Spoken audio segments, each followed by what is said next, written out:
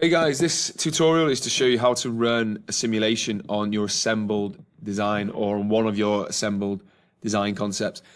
So simulation is often known as FEA, Finite Element Analysis, and it's actually a lot easier to do than you might envision. And that's what this demonstration is to show you. Now, I've got our assembled drawing of our famous chair design that we studied in semester one.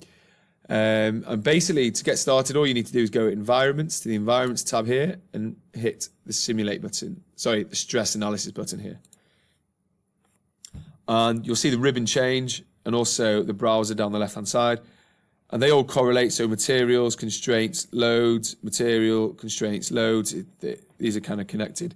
And this just runs through a list of things we need to do. And the first thing we need to do is assign materials to our CAD drawing. Now, this CAD drawing has just an aesthetic view of plywood, but unfortunately, simulation doesn't allow us to run simulations on timber, and that's because it's known as an anisotropic material, which means that it has varying properties in all directions. So with one sample piece, for example, this backboard piece, the properties in terms of Young modulus and this, stress analysis of the material at one place can be quite different to another place, and that's to do with the grain and the fact that timber can have knots in it.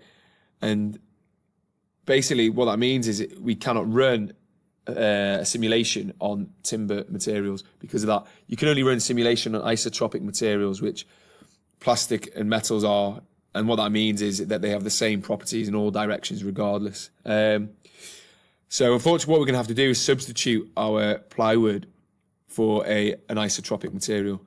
And that's the first thing we need to do. We need to assign the materials to it. Now, I've just chosen high density polypropylene just because a lot of chairs are made from that material. And you assign the material in here.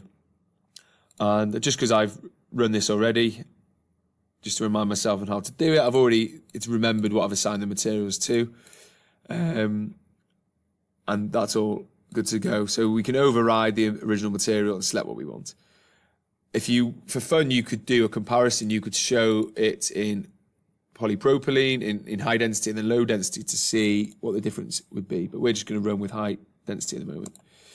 The next thing, once we've assigned the materials, we can fix constraints. Now, with this chair, we don't really need to, but I just want to show you how you would if you do for your drawing. And that's just fixing parts of the model that we don't intend to move. So I'm just going to fix that the backrest, so that won't move as part of the simulation. And then finally, we need to apply a force. So on this drawing, I'm simply going to apply it to this seat.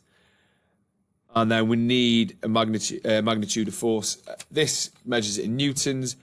And what I quickly did previously was convert my weight into newtons.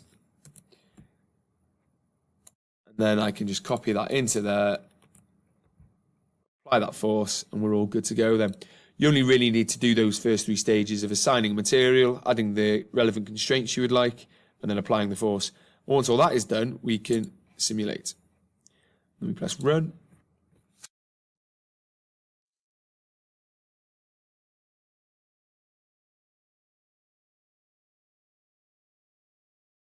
And then as you can see, it's going to highlight the weaknesses in the design.